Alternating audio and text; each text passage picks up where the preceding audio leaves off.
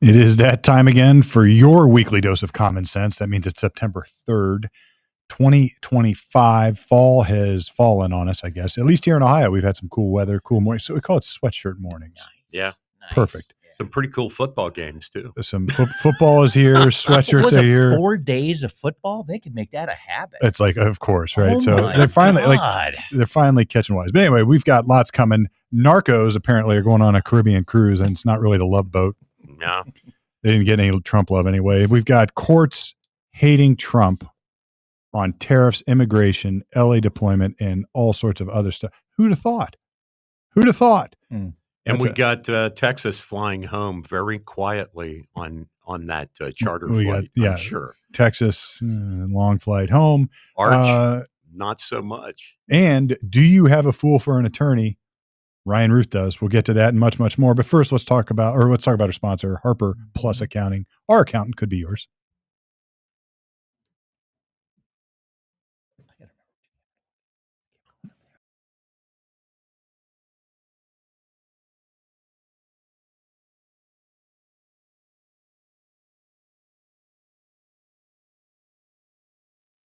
All right. Harper Plus Accounting. Our accountant could be yours. No big deal. Just get him, call him. He'll help you out. All right. So again, lots to talk about today. Norm, let's get the list rolling because I want to plow through it all. Okay. Let's start off with this over the weekend, or actually just like 2 days ago. So I guess Monday, the U.S. Navy in international waters in the Southern Caribbean took out a narco-terrorist boat allegedly full of fentanyl, which fentanyl's killing 150 Americans per day on average. And there were 11 narco sailors on board, and they shot a missile or some kind of kinetic munition into that boat. And you could see the video online. They absolutely... It pulverized it. Oh, yeah, it was blown out of the water. Well, this is interesting because didn't Trump, I think last week, said he's declared war on the cartels? Was that last week? Yeah, Nancy Reagan, like back in the Reagan era, I think, or maybe even before that with Nixon, there was a war on drugs, right? Yeah, that was more of a metaphorical war. Yeah, and that was like, well, it turned out to be. Yes. Yeah. Well, that focused on us. That focused on us. Sure. Yeah. Just say no. Yeah. Right. Right. It wasn't like the DARE program and all that kind of stuff. It wasn't like we're going into Colombia like we went after Pablo Escobar. Yeah, this is a different war. So look, the 80s was an experiment on can we stop illegal use of dangerous drugs by prosecutions, by imprisonments, etc. Yeah. And I think by a lot of measures, that was an abject failure. Yeah. A lot of people spending huge, like go research how much time people are doing for doing things like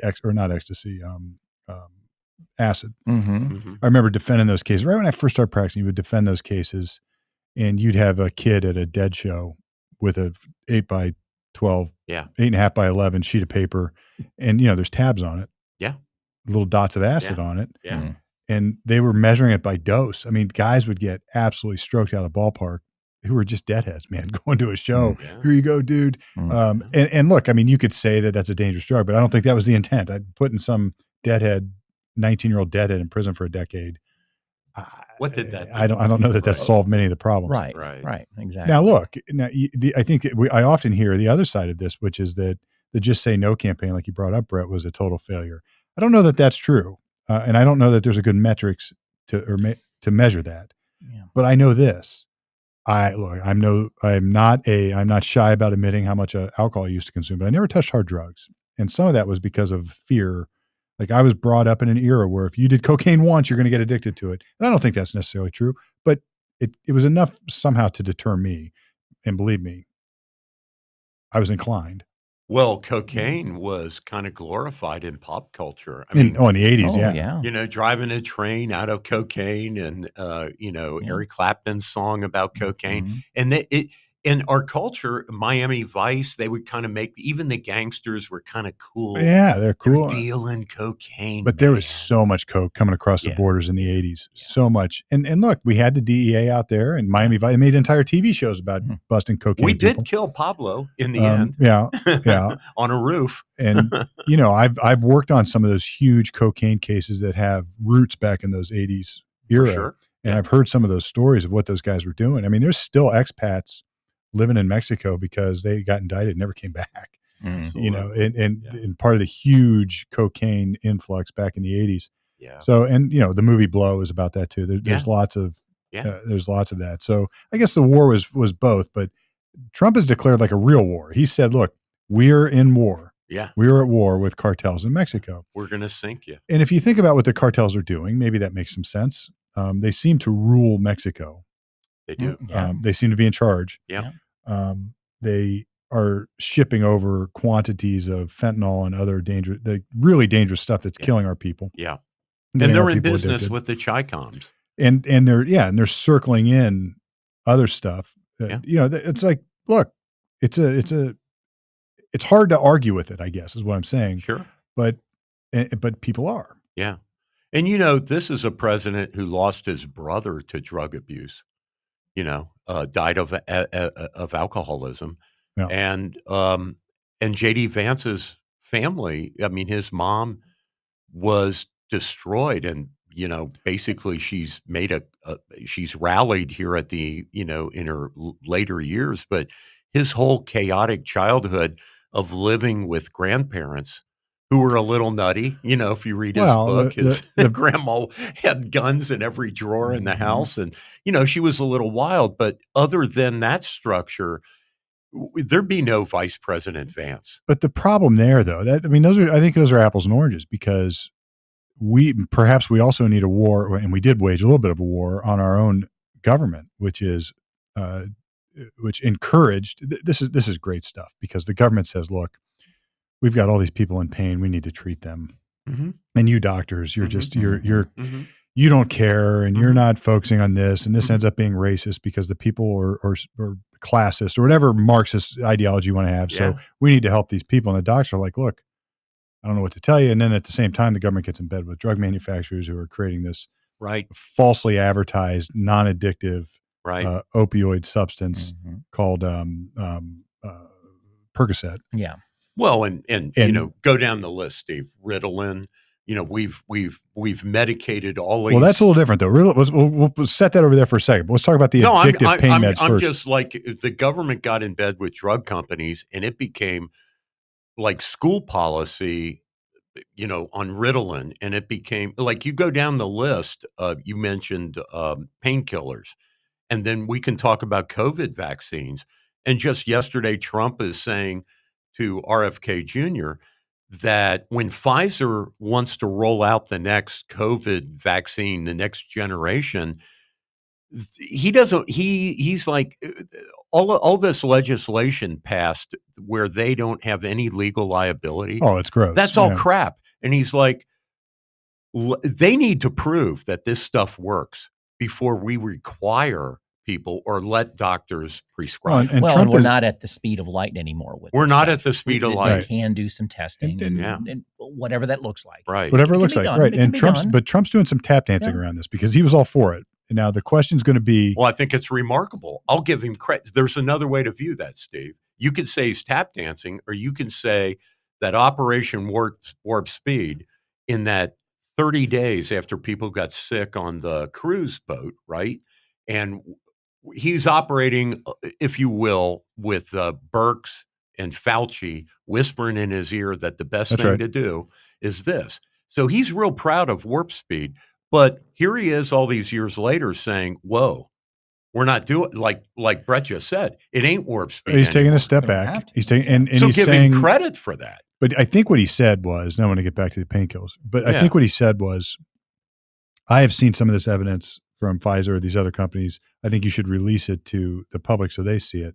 I don't know what he's seeing. Let's see what they release. Right. Because I don't think anybody has been honest about the VAERS reports on vaccine injury. Totally. I just don't, particularly with kids. And I know doctors that they will say that on the record. Yeah. That VAERS was a nightmare. That reporting adverse effects is what VAERS means. Mhm. That it just didn't work. And a lot of doctors were afraid to tell them the vaccines didn't work because then they become under suspicion. That's right. Like, oh, you're anti-vax. The government's thumb is on the AMA scale, the American Medical Association scale. Now back to painkillers. Okay. So if you go back to the late 90s, there was all this, we need to treat pain, we need to treat pain. Because I represented docs who were running these horrible, awful pain clinics. That's how they were pitched. These guys are just pill mills, they're pain clinics or whatever. Yeah. And I represented these docs and they're like, look, this is what the AMA told us to do. You guys told us to create pain clinics because these people are suffering in pain. Right. That's right. So we did. Mhm. And then we prescribed the drug that you told us to prescribe, which is these opioids. And now people got addicted to it and you're blaming us for doing what you told us to do. Now, for sure, like anything else, it got out of hand. These guys were like, oh, we're making tons of money because guess what? The government's footing the bill through Medicaid. And that's a lot of people got in trouble. We talked on the show here about Kroger, CVS, Walgreens, go down the list, right? Mhm. All these pharmaceutical, pharmacies all settled for multi-billions, right? Because they filled those prescriptions them, for right. Opioids. And it's like, well, wait a minute. This was du jour. This is what you told. This is what you told us to do, right? And now you're blaming us. Now, it's like the classic Thomas Sowell. Like, the government never takes responsibility for its own problems. No. It blames the people for implementing what the government told it to do. Right. And then when the government gets back to it, the criticism, the government says, well, you didn't let us do enough. You didn't let us fix it. Right. Like, yeah, right. But then what happens is I think the cartels realize how powerful these opioids are. It's a huge profit. Oh yeah. We can just start. So people got addicted to the pain meds and then they just got shifted over to heroin. Right. And now they're lacing the heroin with fentanyl. And I don't know what the value of that is, but they did all kinds of stuff. They started doc shopping. They wouldn't tell doctor number 2 that doctor number 1. Oh yeah. Back then. Yeah. We had guys, the Florida pill mills were going on. I represented folks who would set up mobile x-ray stations. Yeah. They would line them up in parking lots and say, all right, you got a leg problem. You got this, here's your pills, here's your pills. And then they would send school buses down for people to get prescriptions. I mean, I had several of those cases. And look, it just got out of hand because how powerful that addiction is. Yeah.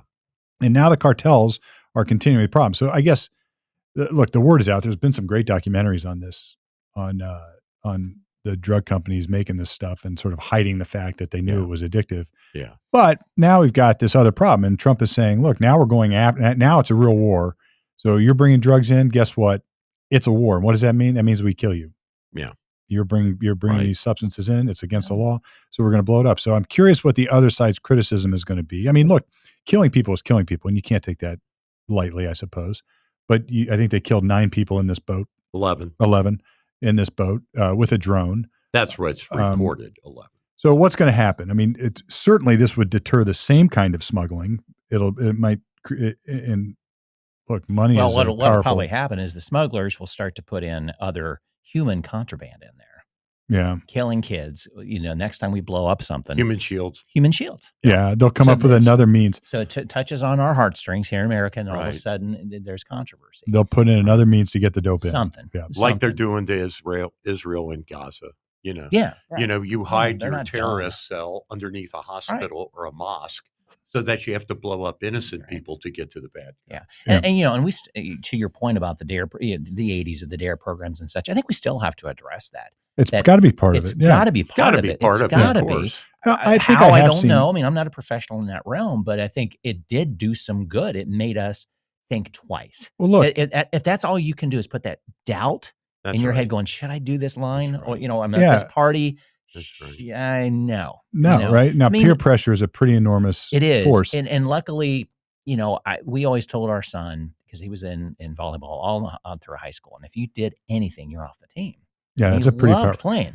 And that was a powerful motive to not. And we always told him, call us. If you're in a situation, you got to get out, call us. No questions asked. We'll get you out of there. I read a quote the other day. You were talking about your fatherhood standards, which are beautiful. I read a quote the other day that the biggest lottery you can win is having good parents.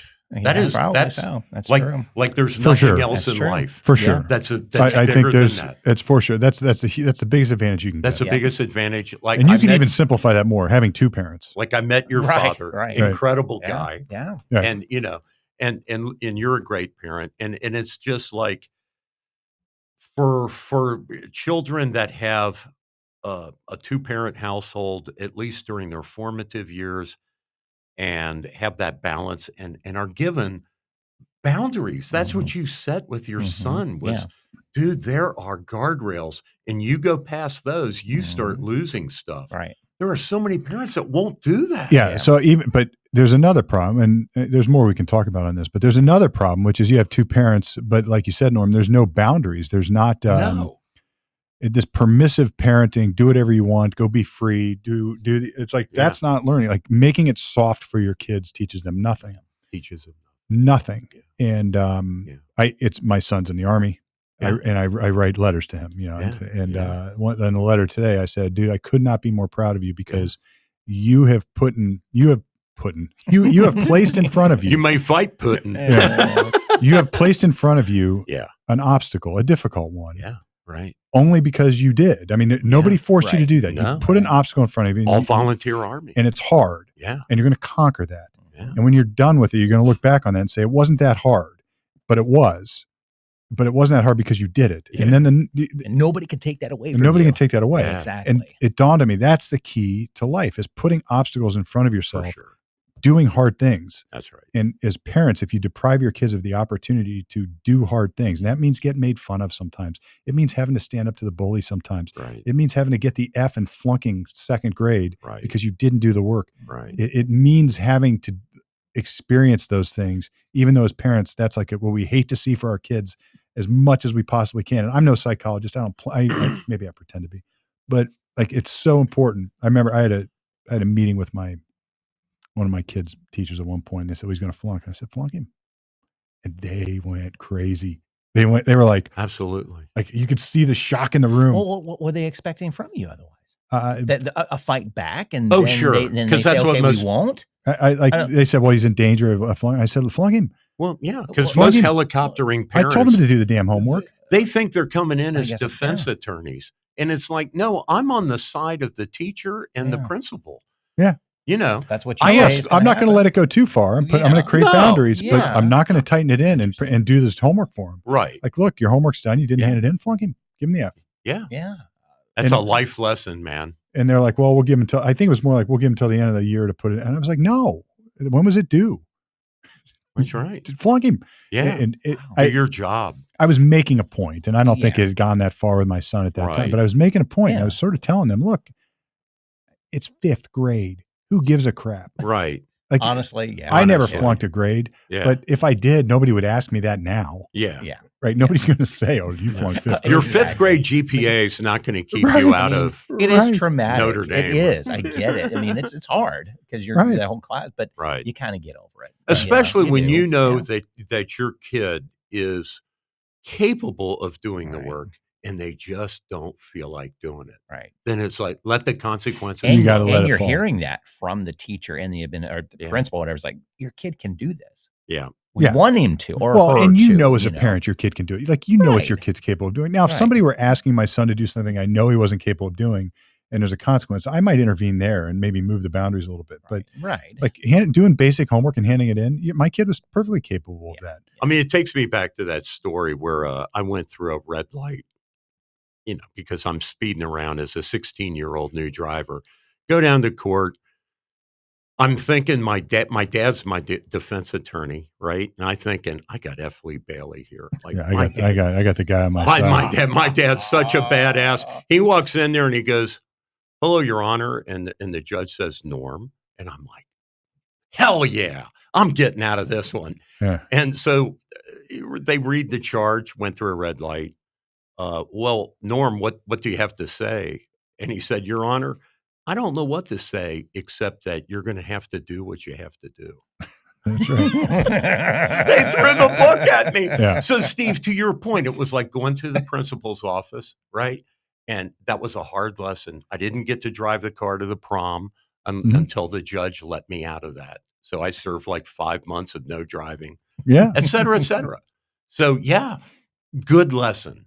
Quit racing on the street. What's wrong with you, young man? You're an idiot. And in your life, it's not worse because of that. It's probably better because of that. So look, and that now having spent a career now, 30 years representing folks charged with crimes. Yeah. There's a balance there. There's a balance. There's a balance there. Right. So I get parents who are like, look, judge, take his license, or you can't take his license because I need him to help with the family stuff at home. Yeah. And that's where it gets harder. That's where it gets harder. So, but there's ways around that too. You can have driving privileges for limited things. That's right. Or only if dad says so. But that's right. They still do the yellow plate thing for drunk driving. I don't know if it's still in the law, but I haven't seen one for the party plates, which I loved. I thought that was a huge stigma. That was it was like the Scarlet A. Exactly. Oh, that guy's a drunk. Exactly. I thought that was great. And that was the intention, was to shame people. But I think back to the point you were making, Brett, about the average, just say no, et cetera. Alcohol, even alcohol now, and this is anecdotal, I've not studied it, but what I saw was going on when I was coming through high school and college and shortly after, versus what I see my son going through the same thing, isn't even close as far as the alcohol abuse and some of the partying that was going on. Because the manufacturers are smart. They're sugaring this stuff up. Everything is sweetened up now. And no, I'm saying it's better now. I think it's worse. Oh, see, there you go. I agree. I'm here. I agree with Brett on the marketing. You are seeing like they're conflating brands too. Like they're taking Sunny D and putting vodka in it. Well, we always did that. But now it's just look, a screwdriver. But now Sunny. Oh, you mean canned up already? Yeah, it's canned up already. And you're like, I don't know whether it's being abused more or not. But man, the marketing is huge. The driving, I guess the drinking, Coca-Cola with Jack Daniels is already there. The drinking and driving, I think, has curtailed. It has. In fact, I've got something here that is a good news piece that is down. Yeah. So alcohol consumption. But Uber and Lyft is helping that too. Yeah, sort of. Maybe. I don't know. I've got some anecdotal stuff. I don't know. See, I just know what I see when I come. Well, alcohol consumption is said to be down. That news item, I saw that. So, but that's national. That's all adults. Or this past weekend, Labor Day weekend, I saw numbers were up for drunk driving. Well, Ohio had 23 fatalities. Yeah, this of is which 7 were. This is about enforcement, though. Yeah. So, look, you can go find as many drunk drivers on a weekend as you want to find. And they were out. The cops were out thick this past. And if you put cops on the street, which is great, you're going to find more, and it's going to look like the numbers are up, but only because there's more people charged, only because there's more cops out, or the cops that are out are looking and doing something about it. That's true. So statistically, I've always been sort of leery about that stuff. Yeah. I agree. Yeah, because you'd have to measure, okay, the same weekend a year ago, how many cops were out? Yes. And the intent that weekend. Right. So and then a year ago. And then we used to have sense, like and they should measure it. That would be an interesting measure. Remember Captain Kirk in the Fonz? Or no, not Captain Kirk. The law or the cop was Kirk in Happy Days. Oh yeah. He was like the enforcer and blah blah blah blah blah. Anyway, he would it's like there's a couple local back in the late 90s, early 2000s, there was a couple local troopers and local Columbus police and some others. They formed a task force to go get drunk drivers up on Bethel Road on 315 I remember in that. Delaware. Yeah. And we had tons of drinking and driving. Yeah. But it wasn't because there were more drinking and driving, more drunk drivers. They were just really good cops out detecting it. Yeah. And they were good. I knew if Sergeant, I'll call him Doe, Sergeant Doe had a case, I knew it was probably solid because he knew what he was doing. Yeah. I didn't always agree with him, but he knew what he was doing. So I had a tougher time so it just all depends on the enforcement. Right. Yeah. Sometimes they would even announce the locations ahead of time. I think they still and people would checkpoints are one thing. Yeah, checkpoints they have to announce it. I'm talking task force. Okay. Gotcha. So we would say we're going to have our 315 Bethel Road task force. And up then they used to have those bars on Bethel Road. Oh yeah. We're way afield and we need to be. But and they would say we're going to go and we're going to enforce drunk driving. So if you pulled out of a bar and you rolled through a stop sign, they pulled you over. Yeah. If you ran a red light, they pulled you over. If you're going 50 and a 45, they pulled you over. Yeah. And I used to get the same thing. I've done my own podcast. I've done stuff about this, but everybody always complains. That's not fair. That's not fair. They just watch me leave the bar and get in my car and go. And I always say, well, look, if you're a hunter or a fisherman, or if you go, if you're after fish, you're going to go where there's fish. That's it. Thank you. Yeah. You're going to go find fish on top of the reef. Yeah. Right. You're drinking on the reef there, buddy. Okay. We'll go down this road just a little bit deeper, but I got to ask you. So driving home on Labor Day weekend, I know I saw somebody impaired in front of me. Of course, right. But I legally can't call the cops. Yeah, you can. Can I? Yeah. On the phone? Absolutely. While I'm driving? Oh, I see what you're saying. So look, you don't have to do it while you're driving. You can pull over. Well, you can also make a call while you're driving. If it's an emergency, I would think I call people driving. You're allowed, but you just can't be texting or doing whatever. But people make phone calls. It's got to driving. be hands-free, though. You can make a hands-free call. Sure. All right. Well, that's true. So you can mount your phone and just go boom. Okay. But what if you... No, they're not going to catch it. You know what? I'm just thinking of you're creating a little bit. You're right. You're creating a little bit of a of a disconnect. I was going to. But I'm thinking, wait a minute. I don't have the hands-free ready, so here I got to get my phone all jiggled up and that kind of stuff. So what's more dangerous, letting this driver drive down the road, or you making a phone call? I'll probably go on. Yeah, exactly. I drove home. I don't drink alcohol anymore. I drove home on Sunday night late. Got home about 10, 11 o'clock. That's not really late, but it's the witching hour. Yeah. Oh, yeah. And I saw people. Yeah. I saw people, and I took it back way home because I didn't want anything to do with it. Yeah, I was going to say, I didn't. We're usually on the road Labor Day weekend for one reason or another, but I saw a lot more than I usually do. Something must have been the weather. There's something about this football. Maybe that was it. Right. That we never have had 4 days of college football. And it was just a reason to party. Labor Day anyway, long weekend, football games, and it was a blast. All right. Anyway, Well, when we were having this show last week, and about the same time we were doing our show, in 1 hour, later time zone, in Minnesota, there was that terrible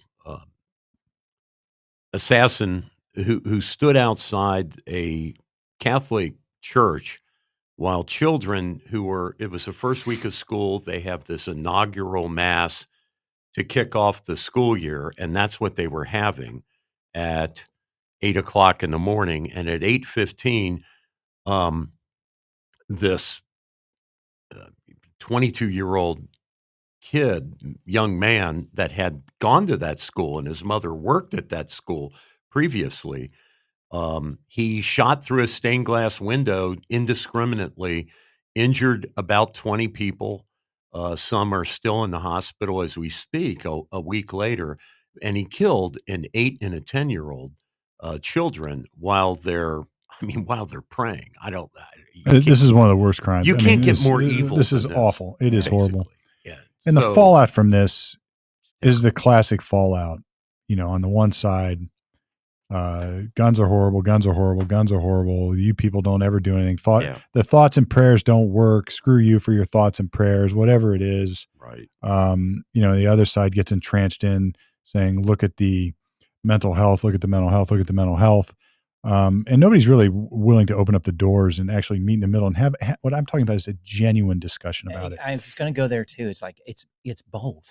Right. There's a middle ground here. We've got to talk about. Well, people went to their corners ready to fight immediately. Yeah. And the mayor of Minneapolis was particularly, which is a heavily gun controlled area. He was him and Waltz, the governor, were just off the hook almost immediately. I think for the first couple of hours, they tried to be, humane, but as soon as they heard any of the facts come out, and it is a fact that the guy's mother went down to the courthouse to change his name, his legal name. Right, he was on gender changing hormones. The whole 9 yards. These are facts, and it's not.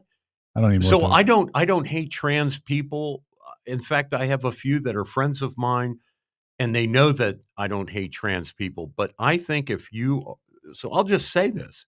If you want to talk about gun control, one of the items on the ATF form is, are you experiencing or do you have a mental health issue? Mm-hmm. And I think if a man with his tackle in, there, and if he wasn't born where it's unclear what gender, and he is just thinking that because he puts on a dress that he is now a woman, I think he has a mental problem. And I don't think those people should have guns. I don't know if I'll go that far. Well, but I will say I'm this. going that far. I will say this. I look, I would say that there are probably trans people out there that are perfectly responsible to own and possess and use firearms. I think that's probably true. Well, I think they're mentally ill. Could be. I also think it's true that there are plenty of people, like the shooter in question here, who, with his own manifesto, has sort of acknowledged that he's all screwed. That like there was all sorts of mental health. Did you see his videos? I haven't. Oh, Steve, but there was so much screwy stuff. You would be horrified. But back to the drugs, though, Norm. I mean, look. So here's the problem. Nobody like it's taboo to bring this up. Like of what course. you just brought up is taboo. Oh yeah, because I gave an opinion. Look, if somebody's got a mental health problem, you can't give them guns, except for this one. That's right. And look, I may not be willing to go as far as you, but I am more than willing to say we need to explore all these things. Right. Like, look, we're giving these kids hormones, drugs. That's right. I can't say for sure whether those drugs are causing erratic mood swings, but I know that I got a little common sense upstairs. I would think that it's at least a question that should be asked, isn't it? Well, right. But the trans people won't let you ask those questions. So, I think if the advocates won't let you ask those questions. I think if you don't, so if you're Ketanji Brown Jackson and you're in front of the Senate for Supreme Court nomination, and you, like these trans radicals, if you cannot tell the difference between a man and a woman, I think you're not on the same planet with the rest of them. It's just not politically honest. But I guess where I'm going with this, Norm, is I don't know that, because I filled out plenty of gun forms in my day. Yeah. Mental health disorder. What the hell does that mean? Yeah. And I don't know what it means necessarily. Should be one of is them. Depression? How about situational depression? I'm going through a divorce. I'm depressed. Well, but if you check, what about anxiety? If you check the box and you say no, but you are you held accountable? Well, look, are they going to take this was something the away Hunter from Biden you? thing. He said, "No, I'm not a drug addict," Right. but he was a drug addict. So it really has no teeth. And he wrote in his book he he was a drug addict, and that he bought a gun. Right. I mean, but it's not going to be. There's not going to be any consequence. And I don't mean the form is bad. I mean, it's theater. It's theater because we can go to the doctor for a physical. They ask you, how are you feeling? You can lie, and they're not going to go, well, I'm going to follow you home and see how you're really doing. Well, it's like you're 1040. Is your spouse beating you up? And you're, who's going to admit? Right. Until you go against the law and do something like this, all of a sudden, well, he lied on implicit in that question, in the answer, is that the person filling it out actually knows they have a mental health problem.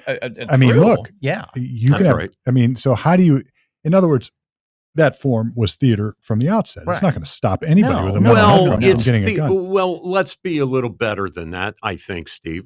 It's like the 1040.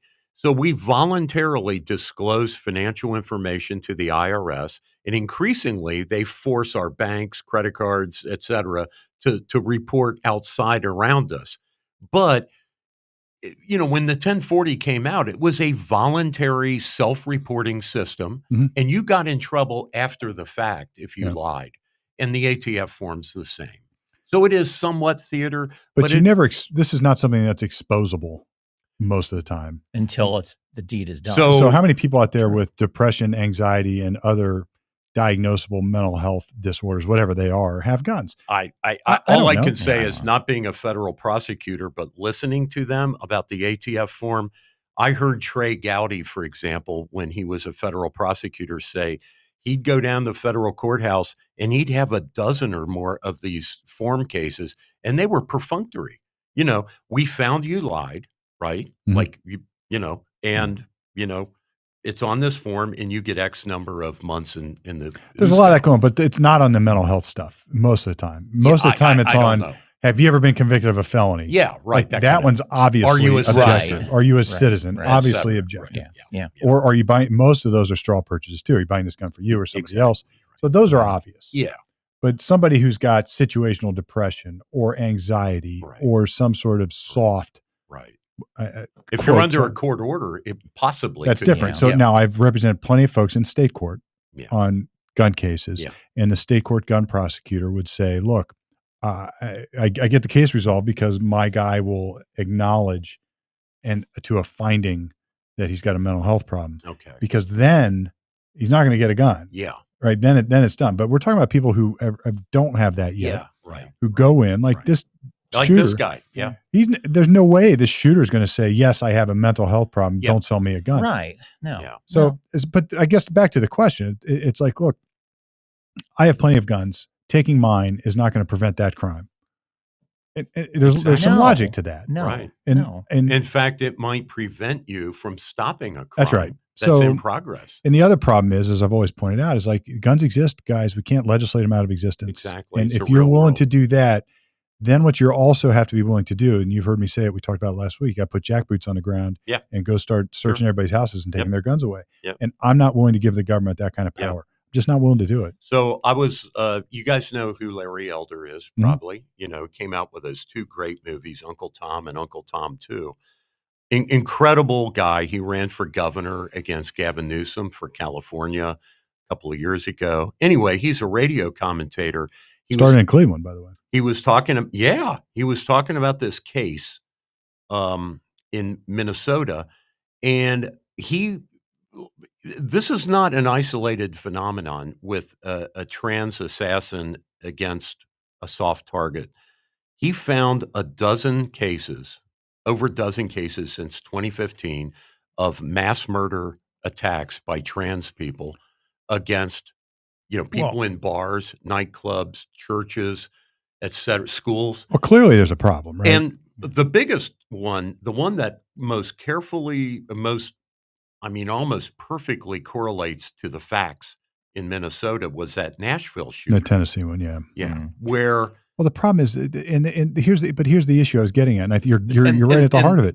Just give me 2 more seconds here. And what the FBI and the Nashville PD did is they suppressed the manifesto in that case. That's what I was getting at. The media won't talk about it. The gun control folks won't talk about that. Now, and fine, fair enough. If your focus and you got a political viewpoint that you want to get rid of all guns because you don't believe in the Second Amendment. Well, they don't want us to talk about trans people. But if it were, if it were a white supremacist, they would be all over it. Or if it were some guy saying, I'm doing this for Donald Trump, it would be front page news. The manifesto would be published a million times over. So I don't care about either, but do it all both the same way. Right. And because otherwise it just rings of partisanship. It's not a genuine study. It's not an honest discussion. It's not, and this is what stops us from coming to making any progress. And like you said, everybody goes to their corner. And we're not gonna have an honest discussion because I'm willing to have look, I've thought this through. So if somebody wants to argue about whether gun control is going to be effective, fine. But I'll at least argue with if you meet me in the middle and say you're willing to acknowledge this stuff that you're talking about. Well, it's kind of like the DC crime thing. You're so anti-Trump or you're so pro-trans that you're willing to accommodate murder? Well, you could come on. Let's talk about this. I saw these like paragraph Facebook diatribes from people in my friend list that I like and don't dislike because of this, but it was always these MAGA Republicans, these MAGA blah blah blah blah blah. And one person finally responded and said, "Well, look, sir, I know lots of Democrats who own firearms and are Second Amendment advocates. Tons. Like why MAGA? Like why are you going there with it? That's crazy. Like why are you going there with it? Even Muriel Bowser, for example, is saying the DC crime is down, and thank you for deploying." Yeah, now she is hated by her fellow Democrats because she admitted that Trump did one thing right, one thing right, and now she's a bad Democrat. It's absurd. It's partisanship at its extreme. It's just so stupid. If Biden had done this in DC, I'd be pro that policy. It doesn't matter to me which one did. Well, yeah, I get you, but look, it just seems like there's not a genuinely honest discussion because of the partisanship. And I think both sides are probably responsible for that. Oh, for sure. Yeah. Well, let's talk about Trump had a horrible week last week, just lost all kinds of cases in the federal courts. I'll just tick them off. A judge, Sparkle Sukhanat, a district court judge in California, blocked his attempt with the permission of the Guatemalan government. What's the judge's name again? Suki or Sparkle Suka Nan. His mom and dad should have been slapped. Her. I'm sorry.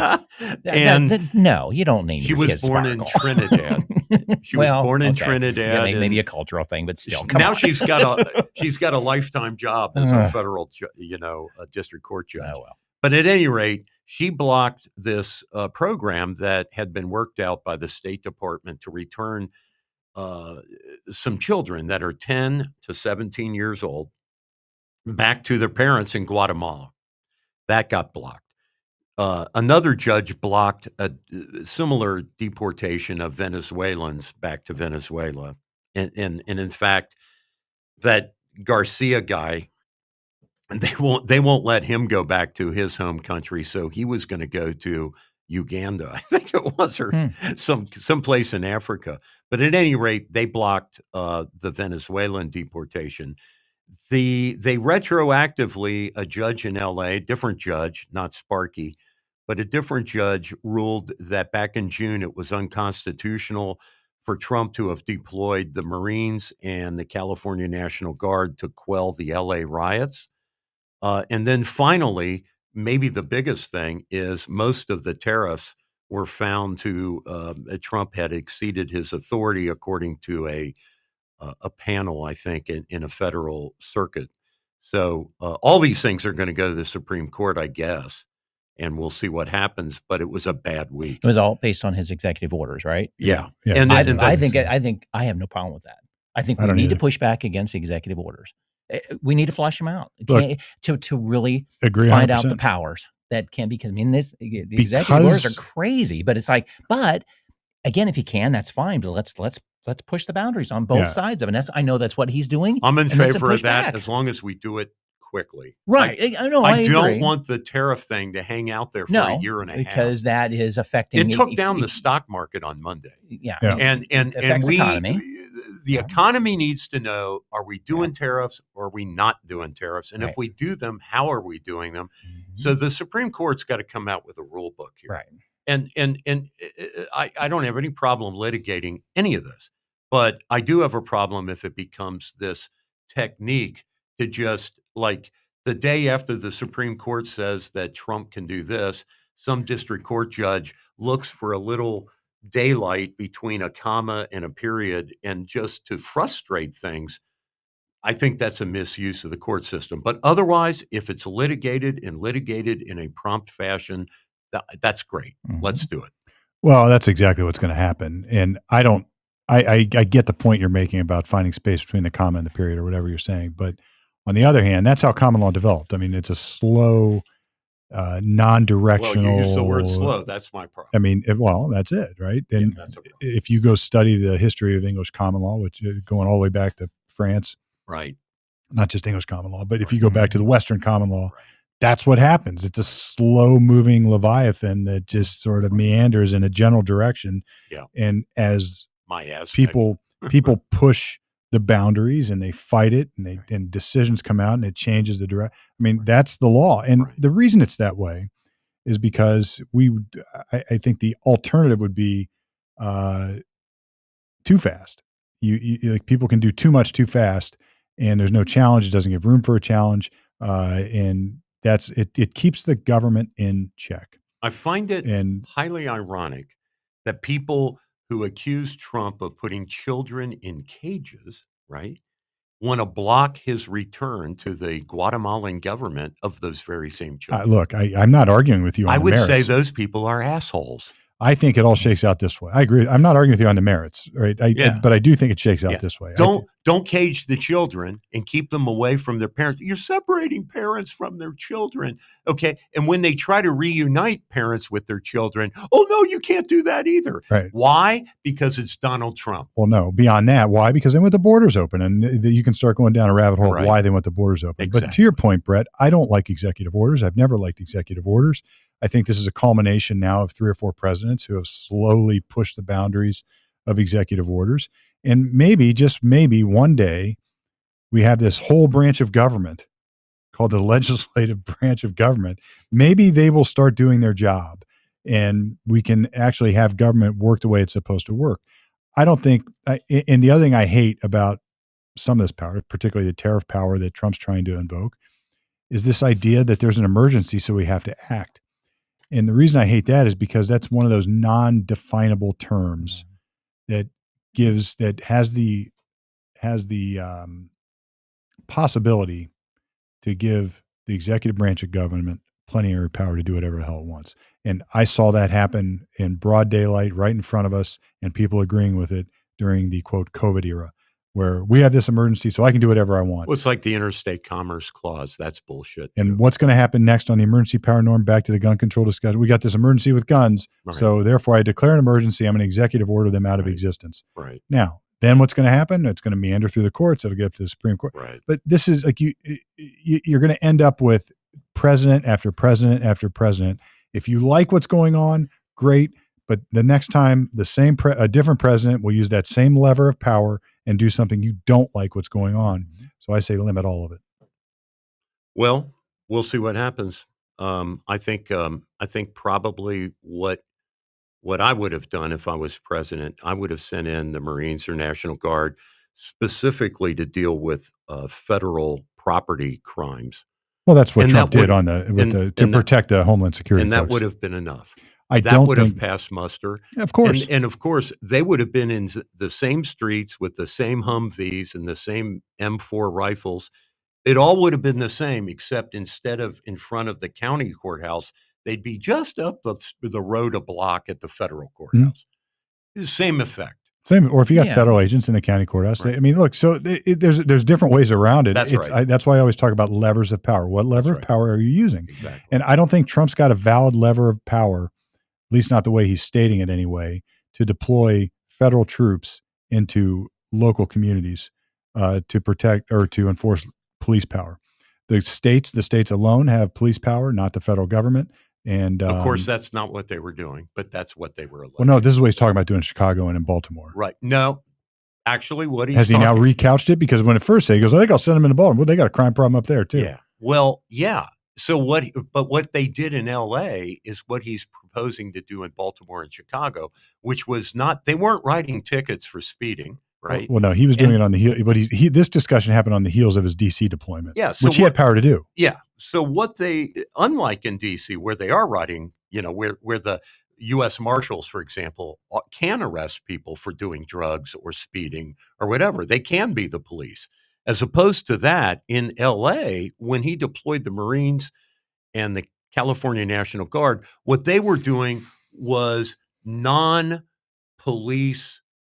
actions involving citizens. They were relieving the police of routine duties that were not involving arresting people and that kind of thing. They were like directing traffic. Mm-hmm. They were. Well, again, that's state level stuff. So I gotcha. But it wasn't law enforcement in terms of like what we think of criminal law enforcement. It was, if you will, maintaining order. Yeah, I got it. But you've got it's a fine line. You've got boots on the ground. It's not that fine. Federal boots on the ground. Yeah, you have to have authority to deploy that. Right. And the question is, if you're going to permit a president, or my issue with it is, if you're going to permit a president to just simply declare an emergency and do whatever he wants, I got a problem with it. So after 9/11, there were National Guard and Army in every airport in America. Mm-hmm. Okay, I didn't hear anybody whine about. I did. Okay, but nobody went to court and won a judgment against George Bush Jr. because it was popular. I would say because it was legal. Maybe you don't view it that way. But I think if in Chicago, if you got an Illinois National Guard guy, okay, and he is standing on the L, right? And he's in a uniform, he's shouldered up with his M4, and he is just a presence on the L. Is that law enforcement? I would say it's not. I would say it is. Okay. Because what's he going to do if he sees a crime? Well, it depends on rules of engagement. Well, if he sees a crime, he's going to intervene, and he's going to be a cop. Is it just to display? I'm not disagreeing that you should look. Here's the thing. Yeah. I went to Mexico last year. There you go. And on the streets are these guys in masks and armor. Yep. And they got their loaded up Jeeps full of all sorts of firepower. Absolutely. And they're corrupt as hell. Yeah. And I don't like any of it. That's not, to me, that's not what the federal government should be doing. Now, should the state do it? Yes. Local communities should be doing that. Okay. Now, how do you make that happen? I don't have all the answers, but I know the federal government doesn't have the general plenary power to do that. And at the local level. Because I guess I'm surprised that we're looking at, let's just talk about Chicago. Why not infuse dollars to help the local and state to do because Chicago says we're not going to enforce crime. They're as corrupt as Mexico. Yeah. They're saying we're not going to enforce crime, or like New York, Mondame, if he gets elected, he's saying he's going to eliminate misdemeanor crime. I mean, Brett, so they're letting it happen. You may not know this, but in Chicago, in Cook County. But you're right. Why can't? Because they don't want that. They don't.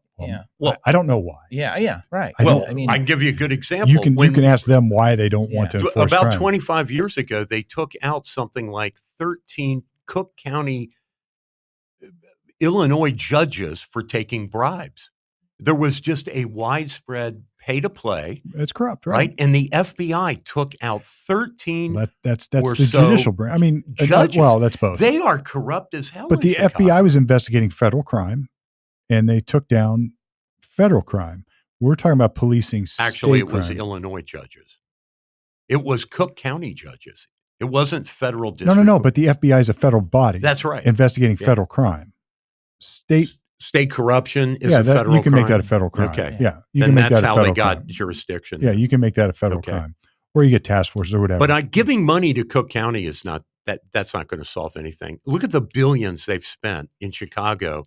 And it's still. But Brett, you raise a great question. It's like, because who in their right mind would say we're happy with this crime-ridden insanity going on in D.C. or Brandon Johnson, or as a Chicago native, or Chicago. If you live in Chicago and you can't go to the movie theater by foot, you're like, who in their right mind is cool with that? Yeah, Pritzker and Brandon Johnson are. But these people sort of seem to be, or they always have this alternative, like, well, look, traditional policing doesn't work. We need to do something else. Well, it's not working. Yeah. All right. Send a social worker. Right. Yeah. Well, and I guess I don't know what stance this is, but it's like, why does the federal government give a rat's about this? Well, I mean, seriously, isn't Illinois part of the United States? If I'm president, don't I have a responsibility to those people as well? You raise a good question that is a fundamental one with our system of government. If we were crime-ridden in Columbus, and Columbus isn't fixing it,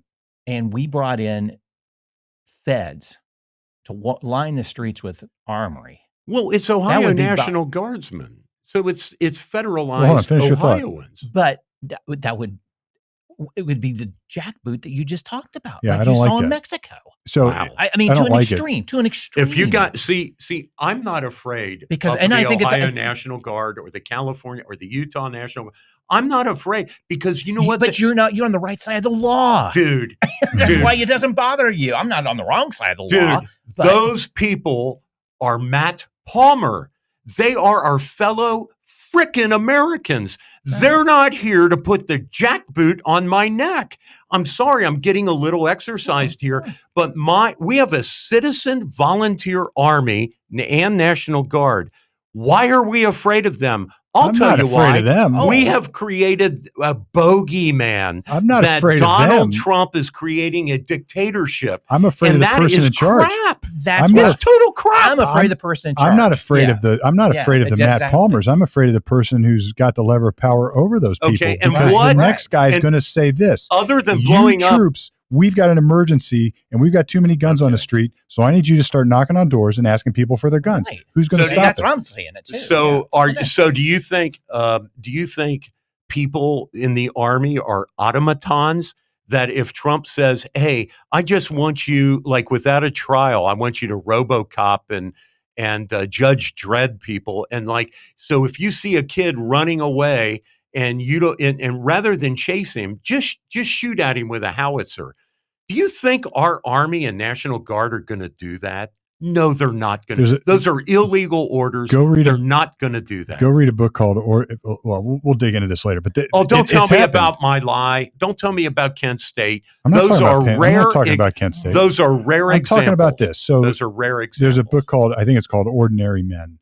And it talks about. Oh, come on. I know about that book. Okay, well, go read it. I have read it. About a third of the people did exactly what you're talking about. But they're not they are not from our tradition. All right. Well, those were Polish. Those were Ukrainian. What if only one does? Those were Estonian. All right. Well, look. All right, we're about an hour in. I think it's time to do some good and bad. I think I know Norm's bad. My bad is that Putin played NATO and Trump, and he's full of shit. And are we surprised? Well, are you? Oh, some president. I don't. Yeah, well, the presidents of France, Germany, Italy, Norway, Denmark. A lot of people are surprised, and if you're taking pleasure in the idea that Trump got played, no, I'm not. Then I would say you're pro Putin. So I'm not pro Trump or anti Trump. He's trying to broker a peace accord between Zelensky, Ukraine, and Putin, Russia, and one of them is a dishonest and a deceptive partner to that process. And I think he's been outed, and I think NATO's got to be doing something. And I would, at this point, I'm ready to bring Ukraine into NATO. Fuck it. Let's do it. Let's get that over with, because Putin has earned this.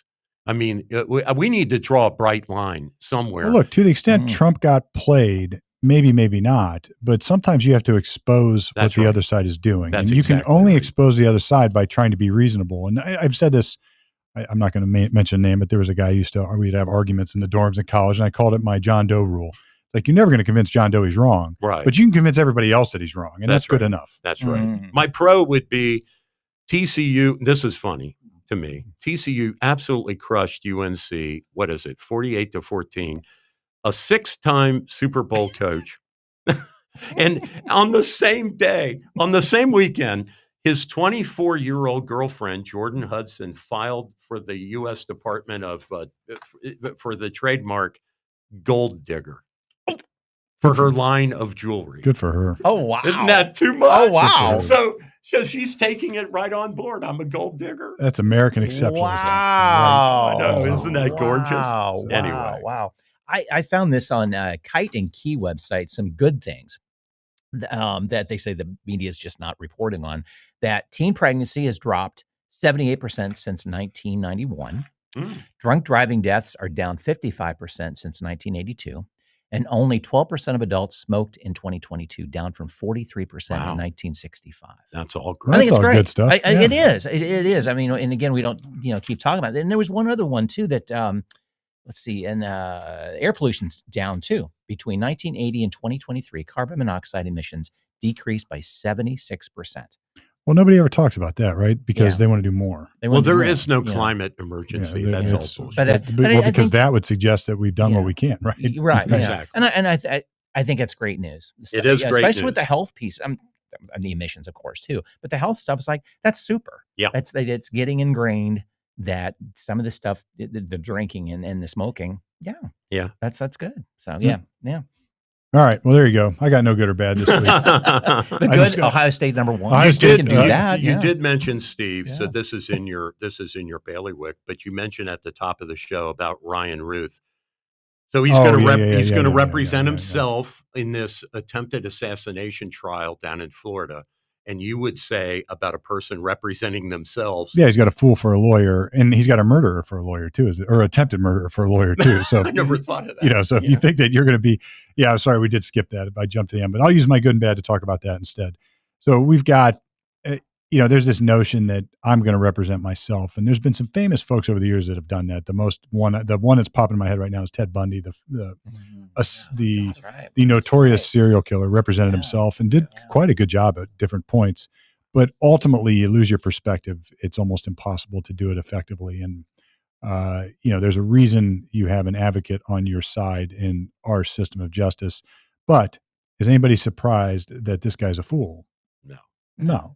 So usually, you could say, and that's why I made the joke about he's got an attempted murder for a lawyer. Yeah, right. Because he's obviously got problems, and he's obviously skewed. So if he thinks he can make rational legal decisions and represent himself, he's sorely mistaken. Now the question is then, will judges permit that? And the answer is yes, they will. And there's a couple different things that can happen. The judge can say, fine, you're a fool, sir, but I'll let you do it. And you're going to have to follow the rules of decorum in a courtroom. You're going to have to follow the rules of procedure. You're going to have to do it correctly. And that tends to fluster these self-represented folks if they don't know the legal system. But even then, some do. Like if I'm going to represent myself, I in theory could do it and at least follow the protocol because I know how to do it. Yeah. I'd still be a fool. Yeah. Because I've lost the other side of it, which is my perspective on reality. Yeah. And ultimately, the judge will permit it. Sometimes they'll impose or assign a standby counsel. I was going to ask if there's just kind of somebody in the wings ready to kind of walk in. And Judge Cannon, Eileen Cannon, did do that. Yeah. So they appoint somebody. Hey, look, you sit by Fool here. You sit by Mr. Fool. And when he's done, you're screwing up. And when he's done, she actually allowed this shadow counsel to then stand up and make several motions on his behalf. Often the Fool won't even let that happen. Yeah. Yeah. I've had that. I've watched that hundreds of times in state court cases. Is that just paranoia? Mm-hmm. Is that what it comes down to? It's mental health problem. It's not ego, it's paranoia. I was reading about this. Maybe both. Yeah. Reading about this a little bit in depth, Steve, and one of the things Ruth did, Brian Ruth, the self-appointed, defendant here, is he wanted to call several Harvard law school professors as witnesses to explain what the law is in some area that he wants to discuss. And the judge just said, no, you can't do that. See, that's the decorum in the rules. Like he doesn't know what a lawyer does in a trial. No idea. He thinks he's going to put on a clinic about what the legal system, what the state of the law is. And the judge isn't going to enter. No, what's relevant in that case is whether the government can prove beyond a reasonable doubt the crime charge, which I don't know exactly the terminology they've charged him with, but it has something to do with attempted murder. Yeah. Did you on such and such a date at such and such a time purposely attempt to assassinate the president? And I guess the trial starts Monday.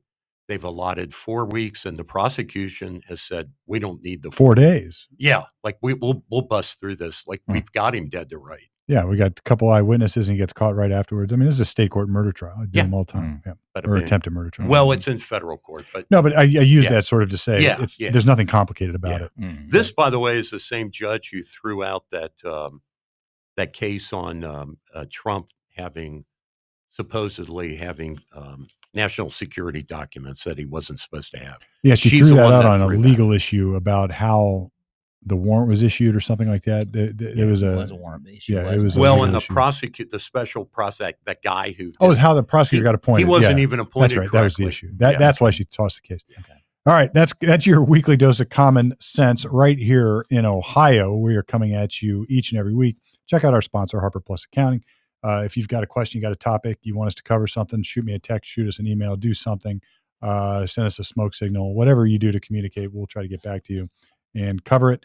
If you want to be a sponsor, you can do that too. Common Sense Ohio coming at you right from the middle each and every week till now.